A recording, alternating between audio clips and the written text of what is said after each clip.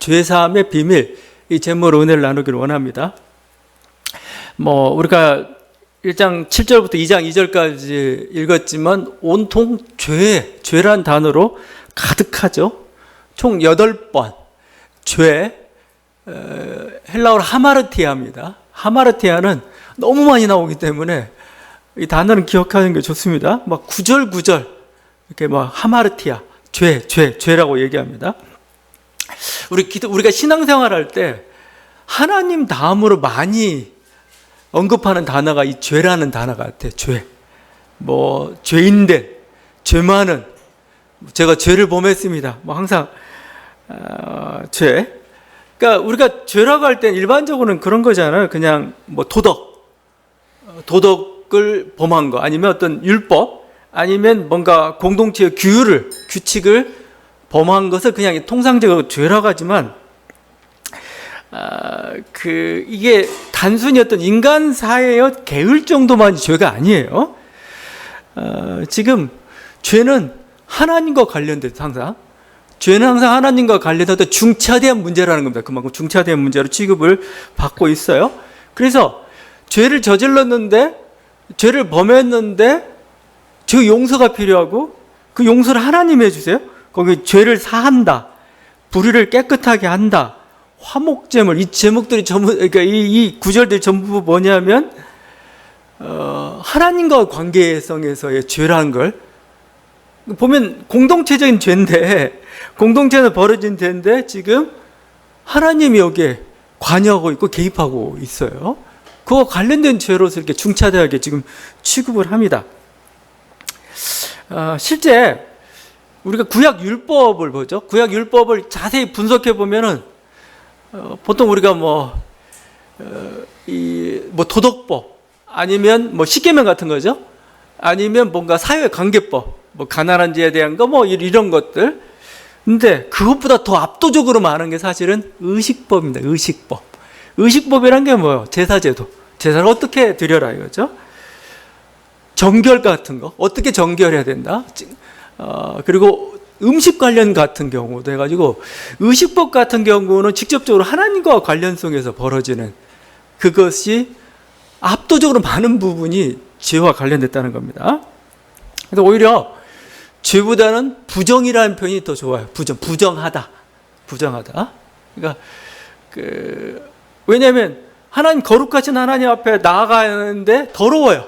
그때 쓰는 말이 부정하다라는 겁니다. 거룩하신 하나님과 할 때 우리도 깨끗해야 돼요.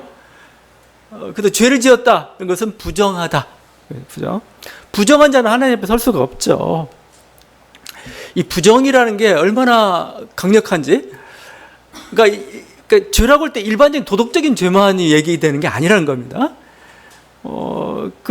유대인들이 이렇게 우리가 손을 씻는 정결법이 굉장히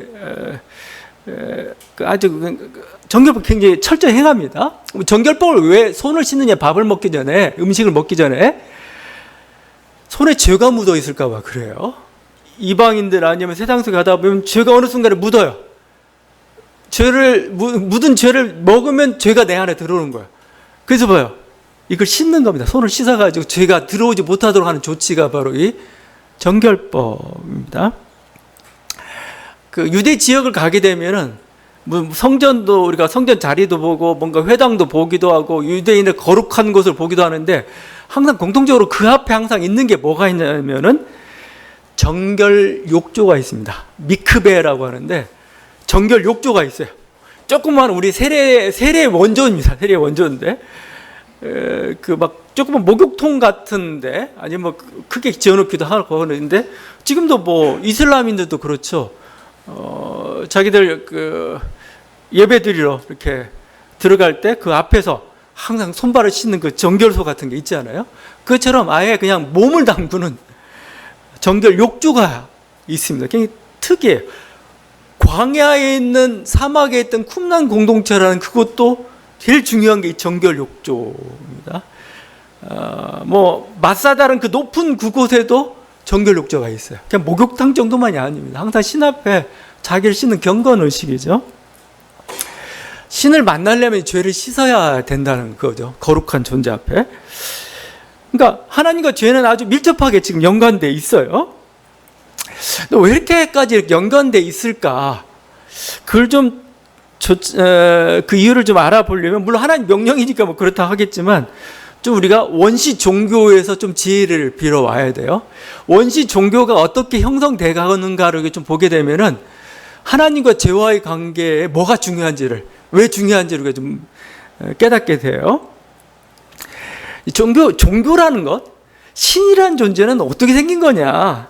우리가 뭐 여러 가지 심리학적으로나 아니면 뭐 인간의 어떤 발생, 어떤 고고학적인 뭐 이런 것도 다 조사해 보게 되면은 인간에 대한 두려움 때문에 생긴, 인간이 가진 두려움. 그죠? 뭔가 이렇게 막 불가항력적인 사태들이 막 일어나요. 막 사고가 나고, 뭐 어떤 질병이 침투하고, 뭔가 재앙이 닥치고, 이건 도무지 불가항력적인 사태죠? 이게 통제할 수 없는 그런 그게 일어나요.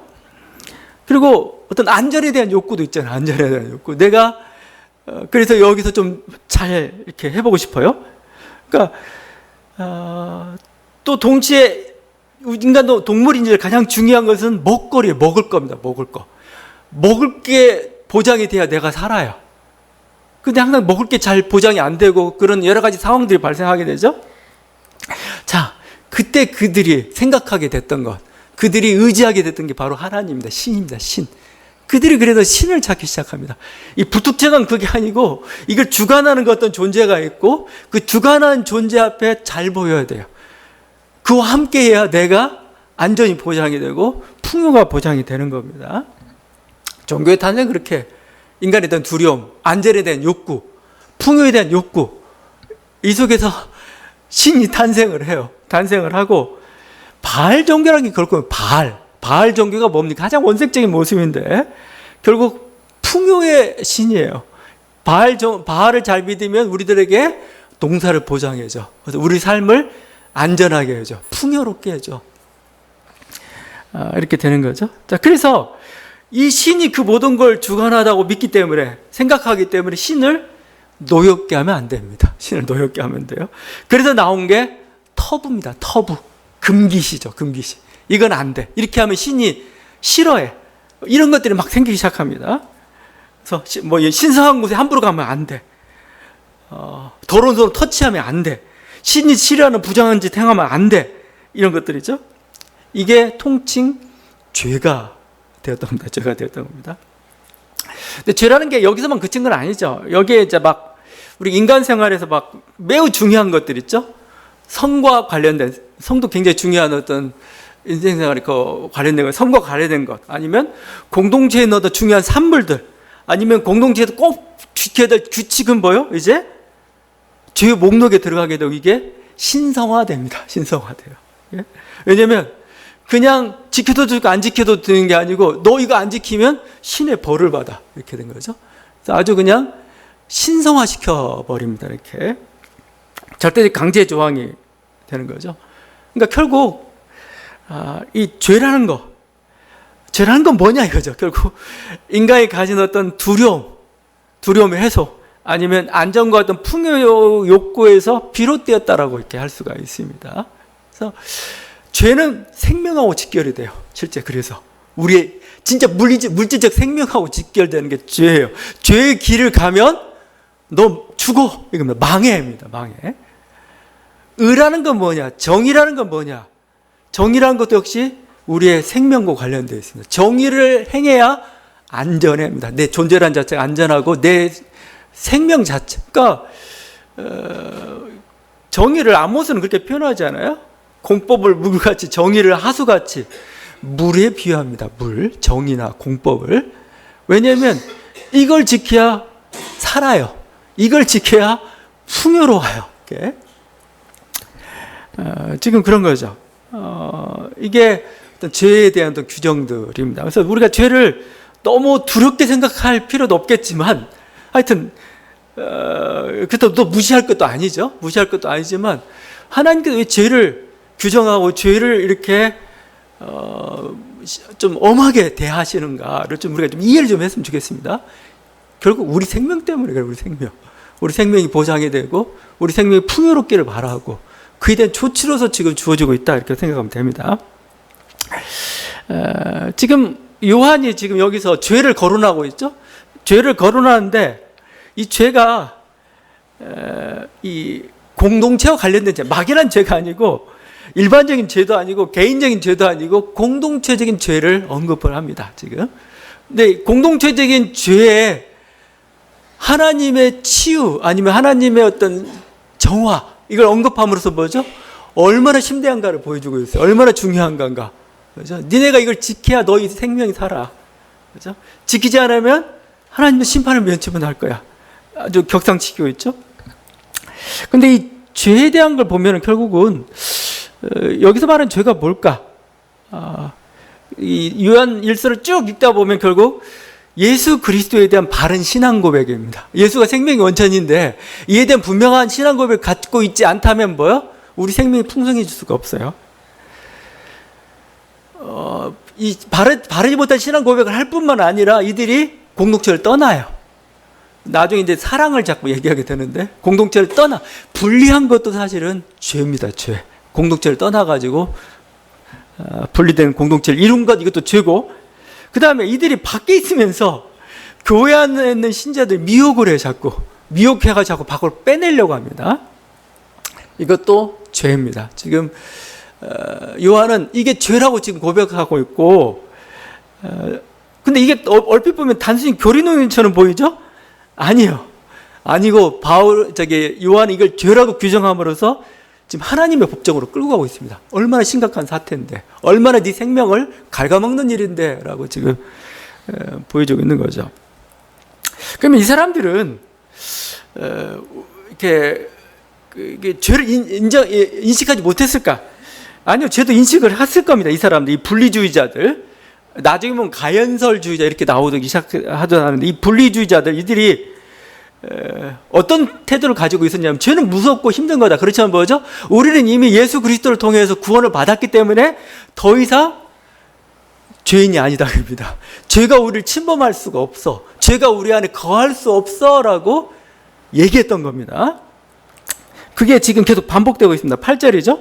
만일 우리가 죄가 없다고 말하면 스스로 속이고 또 진리가 우리 속에 있지 아니할 것이다. 9절이죠. 만일 우리가 우리 죄를 자백하면 그는 미쁘시고 의로우사 우리 죄를 사하시며 우리를 모든 불에도 깨끗하게 하실 거예요. 10절이죠. 만일 우리가 범죄하지 아니하였다면 하나님을 거짓말한 죄로 결국 뭐예요?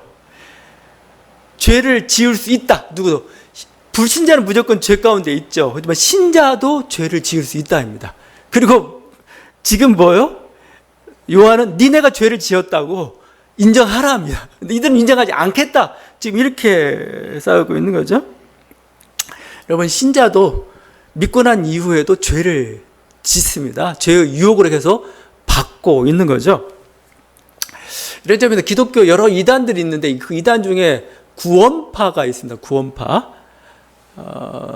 저기 무슨 박옥순가 해가지고 저쪽 양재동에서 뭐 하는 그 집회 쪽도 거의 구원파에 관련되기도 하고, 또 여기까지는 아니더라도 어떤 그 사형리 체계, CCC의 사형리 체계의 그 믿음을 굉장히 도식화하고 있는데 그것도 굉장히 위험할 수도 있다는 겁니다. 이게 왜냐하면 구원파는 이거예요. 자기가 예수를 믿는 순간 모든 죄를 용서를 받는다는 겁니다. 굉장히 그것도 구원파입니다. 구원파. 우리 예수를 믿는 완전한 구원이 이루어져. 구원파요. 이렇게 예수 믿고 거듭나는 순간 어떤 일이 벌어지냐면은 죄사함을 받는데 과거의 죄뿐만 아니고 현재의 죄, 미래의 죄까지 다 용서를 받았다는 겁니다. 내가 예수 믿고 거듭난 그 순간에 모든 죄를 용서를 받았어요. 그래서 이들의 특징이 뭐냐면 주기도를 안 해요. 주기도문을. 왜 주기도문을 안 하냐면은 이 구절 때문에 안 합니다. 우리 죄를 사하여 주옵시고. 이 구절 때문에 안 하려고. 왜? 이미 우린 모든 죄를 다 용서받았는데 뭐 또 이건 죄사함의 비밀을 모르는 거야? 논지가 항상 이렇게 갑니다. 그거예요. 그러니까 이런 식으로 이렇게 가는 거죠. 그래서 믿는 순간에 마치 뭐라고 해야 하나? 부적을 넣는 거나 마찬가지예요. 영원한 부적. 그래가지고 이 부적만 있으면 어떤 것든 침범할 수가 없는 이런 식.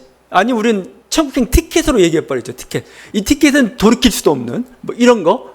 믿음에 대한 강조하는 건 좋은데 이렇게 함으로써 어떤 일이 발생하냐면은 그 이후에 우리가 분명히 유혹을 받기도 하고 실족하기도 하고 죄를 짓기도 하고 이 현실에 대해서 설명이 안 돼요. 잘. 그리고 실제 우린 그래요. 오늘 말씀은 신자들도 죄를 범할 수 있다입니다. 그러니까 지금 죄를 범해라가 아닙니다. 죄를 범해라가 아니고 신자들도 죄를 범할 수 있다. 그리고 니네가 죄를 범했으니까 지금 회개에 여기에 초점이 있는 거예요. 지금 우리가 물론 믿음에 대단한 일이 벌어져. 믿는 순간에 어떤 일이 벌어집니까? 루터가 했던 표현이고 성경 곳곳에서 이런 표현을 쓰잖아요. 내가 옛사람을 벗어버리고 새 사람을 입는다. 믿음을 이렇게 표현합니다. 그럼 어떻게 된 거예요? 옛사람이라는 게 뭐예요? 죄죠. 예수를 믿는 순간 우리 죄가 다 벗겨버리고 우리는 뭐예요? 새로운 옷을 입고 새 사람의 옷이 뭐예요?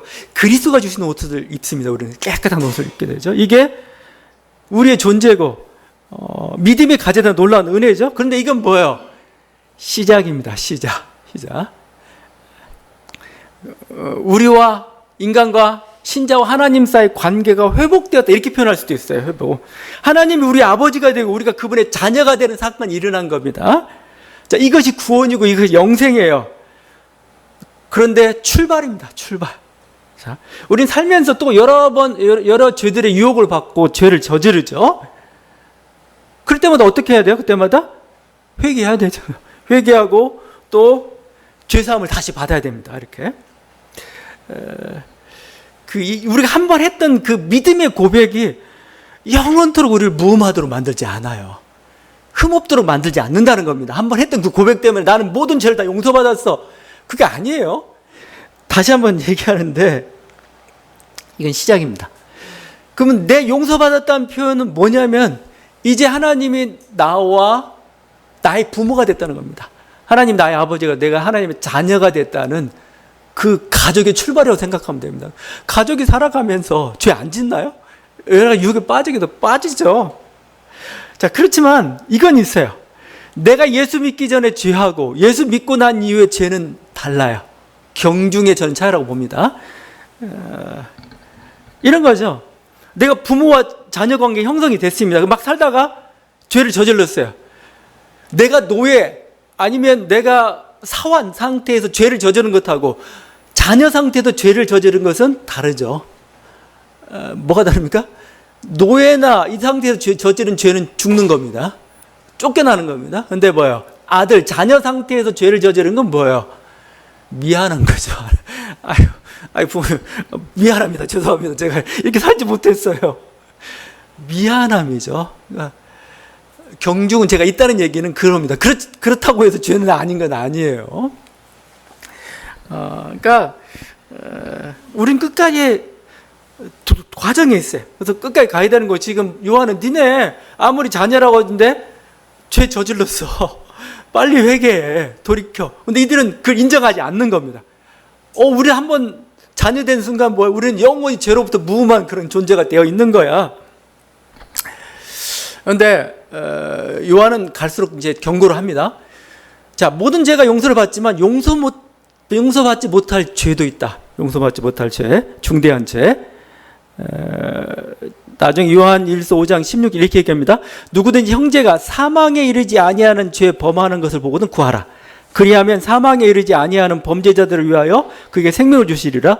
사망에 이르는 죄가 있으니 이에 관하여 나는 구하라 하지 않노라. 사망에 이르는 죄가 이건 구하라고 하지 않겠다는 겁니다. 제가 이건 왜냐하면 돌이킬 수 없으니까. 근데 그렇지 않은 죄들, 그래서 우리가 그냥 사소하다고 표현했습니다. 그런 죄들은 잘못했습니다. 고백하고 용서하고 다시 돌이키고 이렇게 하면 되는 겁니다. 사망에 이른 죄가 뭘까? 초대교회에서 결국 사망에 이른 죄는 다른 게 없습니다. 배교입니다. 배교나 결정적 신앙 고백을 부정한 행위들이 사실은 사망에 이르는 죄. 그러니까 예수를 부인하면 뭐 더 이상 아무것도 어떻게 할 수도 없죠. 어떤 결정적 신앙 고백을 부정하게 된다면 여기서는 더 이상 그리스도의 은혜가 그들에게 미치지 못하니까 그것도 안 되는 거죠. 그러니까 그게 사망에 이른 죄라고 지금 저기 파악이 좀 돼요. 그럼 사망 이르지 않는 죄는 뭐냐? 기도를 통해서 용서받을 수 있어요. 기도를 통해서.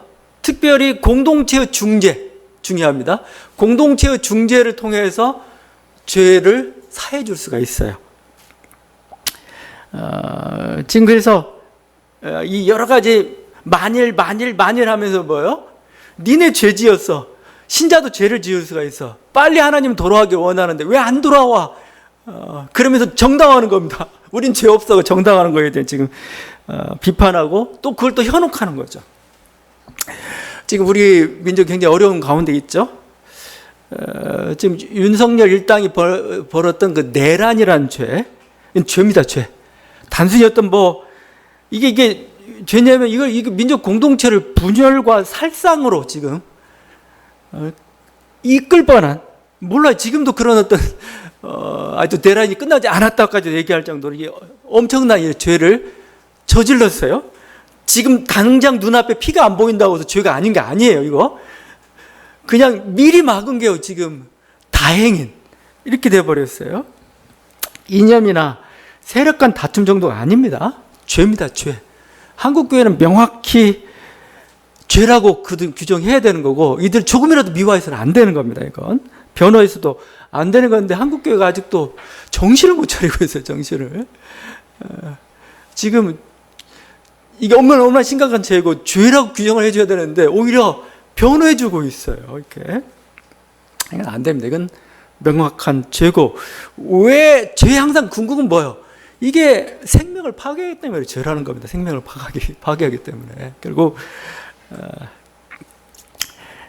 지금, 그들로 하여금 지금, 그래서 지금 어떤 죄라는 단어, 생명이라는 거, 사랑, 그 모든 게 굉장히 원초적인 어떤 그겁니다. 우리 영혼이 어떻게 보면 완전한, 온전한 생명, 하나의 공동체 온전한 생명을 유지하기 위해서 필요한 그런 걸 지금 얘기를 하고 있죠. 그래서 요한이 이렇게 얘기합니다. 하나님은 용서하시는 하나님이다. 니네가 회개하고 돌아오면은 받아주신 하나님이래요. 그래서 그 용서하시는 하나님 모습을 설명하는데 각 종교마다 정화의 수단이 있어요. 정화의 수단. 항상 불교도 그렇고 모든 게 다 죄가 항상 문제가 되거든요. 이 죄를 정화하는 수단이 있죠. 죄는 정화를 해야 돼요. 그게 깨끗게 한다는 표현입니다. 깨끗게 한다. 카타르시스라는 표현을 씁니다. 헬라어로 카타르시스예요. 뭔가 깨끗이 씻어내리는 거죠. 씻어내리는 거. 뭔가 없애버리는 그거죠. 카타르시스가 정화에 깨끗게 한다는 그 표현입니다. 정화의 도구로서 지금 언급되고 있는 게 예수의 피입니다. 예수의 피. 그리고 화목제물이라는 단어를 씁니다. 그러니까 피로써 정결케 하는 의식. 이게 기독교가 가지고 있는 중요한 믿음의 비밀, 죄사함의 비밀에 담겨져 있는 거죠. 이렇게 생각하면 됩니다. 구약은 제사를 통해 가지고 죄를 정리를 했어요. 정리를 했는데 이제는 뭐예요? 신약에서는 뭐죠? 예수 그리스도의 피를 통해서 이제 우리 죄를 정리를 합니다. 히브리서에서 이렇게 잘 설명하고 있습니다. 예수 그리스도의 몸을 단번에 들이심으로 말미암아 우리가 거룩함을 얻었노라. 제사장마다 매일 서서 섬기며 자주 같은 제사를 드리되 이 제사는 언제나 죄를 없게 하지 못하거니와 오직 그리스도는 죄를 위하여 한 영원한 제사를 드리셨느니라. 예수 그리스도의 그것을 영원한 제사라고 표현합니다. 자, 이스라엘 제사는 뭐예요? 양이나 짐승의 피를 흘리거나 그걸 태우죠. 태워 가지고 쉽게 하면 이 행위를 통해서 뭐 하는 거? 신의 노여움을 해소하는 겁니다. 노여움을. 그러니까 여러분 피라는 것은 신의 소유예요. 그 피는 신성합니다. 신성하다는 게 우리 피 자체가 신성한 게 아니고 하나님 거기 때문에 인간이 건들면 안 된다는 겁니다. 인간이. 근데 뭐요? 죄를 지은 자는 어떻게 돼요? 죄를 지은 자는 신의 진노로 뭐요? 하나님이 생명을 뺏어가요. 피를 흘리게 만드는 겁니다. 생명을 뺏어가 버립니다. 인간이 많은 죄를 저질렀어요. 부정한 것을 저질렀어요. 근데 이거 자기가 죽을 수는 없잖아요. 그럼 어떻게 해요? 동물의 피를 대신 내놓는 겁니다. 동물의 피. 피가 신성하고 좋은 건데 인간의 피는 흘릴 수가 없고 대신 동물의 피를 흘려가지고 뭐예요? 인간의 생명을 대신합니다. 이것을 속죄라고 합니다. 속죄. 속죄. 이게 제사의 흐른 원리예요, 원래. 그래서 구약 제사는 매일 보냅니다. 매일 지냅니다. 매일. 구약에서. 그리고 1년에 1차, 1년에 한 번 정도는 대속죄일에 이스라엘의 모든 민족의 죄를 정화하는 그런 의식들을 막 행하고, 속죄소 앞에서 행하죠. 자, 근데 그 제사행위를 뭐요? 예수님이 골고다의 십자가에서 행하신 거예요. 골고다 십자가에서. 그 제사행위를 그냥 단번에. 왜냐하면 이 어린 양 정도만이 아니고 영원한 하나님이 피를 흘렸어요. 영원한 하나님이. 영원한 하나님이 그냥 양이 가지고 있는 그 가치보다 정말 헤아릴 수 없는 그 엄청난 무게를 가진 분이 피를 흘렸기 때문에 이 피는 뭐예요? 모든 인류와 온 우주와 모든 시간 속에서 대속의 효력이 있는 겁니다. 그 효력이. 그래서 이 피를 흘림으로써 인간과 하나님 사이에 화목을 이뤘어요. 화목됨. 그러니까 죄를 짓는 순간 하나님하고 인간이 불화한 상태예요. 이렇게 서로 불화했는데 그리스도의 피가 이걸 흘림으로써 뭐죠? 이 불화 상태, 그러니까 하나님의 진노를 해소한 겁니다. 대신 짊어지고 가신 거죠. 대신 해소했기 때문에 다시 인간과 하나님 사이가 회복이 되는 겁니다. 이렇게. 그래서 우리가 예수를 믿는다. 이 고백은 뭐예요? 예수의 제사 행위를 유효하는 그 수단인 겁니다. 수단. 내가 예수를 믿습니다는 건 결국은 뭐예요? 여러분 제사 한번 지낸다고 생각하면 돼요. 지금 그 믿음의 고백을 통해서 예수 그리스도의 이름으로 당신의 죄가 사해졌습니다. 바로 이 의미입니다. 교회 공동체나 모든 신도는 이 죄사함의 권세를 가지고 있습니다. 놀라운 건 이 죄사함의 권세를 주님이 교회라는 공동체에 줬어요. 그 요한복음 20장 23절인데 예수님이 부활하시고 나서 처음으로 제자들을 만나서 하셨던 말씀 중에 이 말씀이 있습니다.